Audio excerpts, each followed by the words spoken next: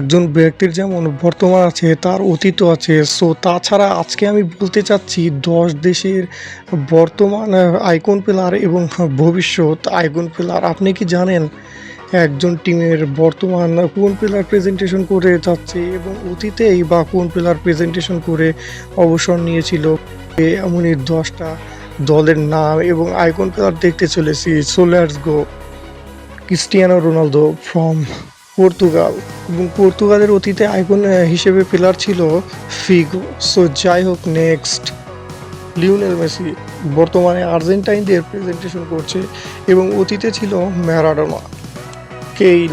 So ইংল্যান্ডের captain বলতে পারেন। তাছাড়া আমি ছোটোকাল থেকে তাকে আইকন প্লেয়ার হিসেবে দেখছি। মানে আমার বয়স খুব একটা বেশি না, কিন্তু ধরেন আপনিও কি দেবের ছবি দেখেছেন যে ছবির ভিতরে কেন এবং ইন্ডিয়ার খেলা হয়, মানে ইংল্যান্ড এবং ইন্ডিয়ার খেলা হয়, নায়িকা ইন্ডিয়ার কিংকে ভালোবেসে ফেলে। সো দেব তার মন কেড়ে নেয় এবং ইন্ডিয়ার বিপক্ষে জয় করে এবং নায়িকার লগে প্রেম করে। বর্তমানে ইংল্যান্ড দলের আইকন কেন, মানে এবার চলতি রানিং ওয়ার্ল্ড কাপও খেলবে।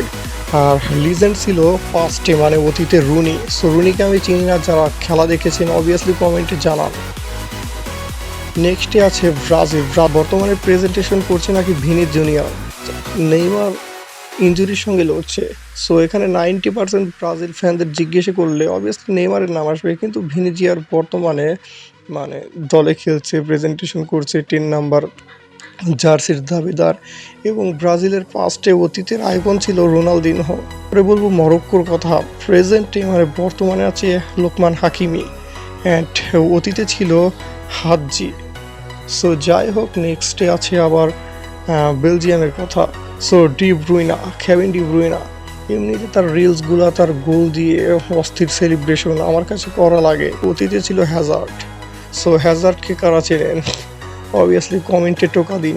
নেদারল্যান্ডসের হয়ে বর্তমানে স্মার্ট এবং look gorgeous player de Jong বর্তমানে প্রেজেন্টেশন করছে এবং দলকে ভালো জায়গায় নিয়ে যাচ্ছে। স্নেইসডাল।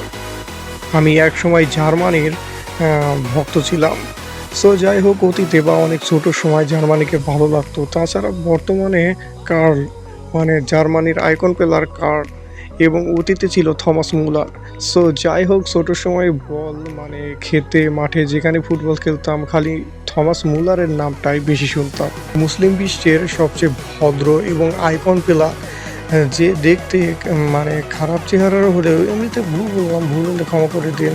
মানে আল্লাহর সৃষ্টি সবাই সুন্দর। যাই হোক, মূল কথায় আসি। প্রেজেন্টেশন করছে সেনেগালকে সাদিও মানে, ভদ্র প্লেয়ার এবং মুসলিম প্লেয়ার। অতীতে ছিল সেনেগালের হয়ে প্রেজেন্টেশন করা দিওফ।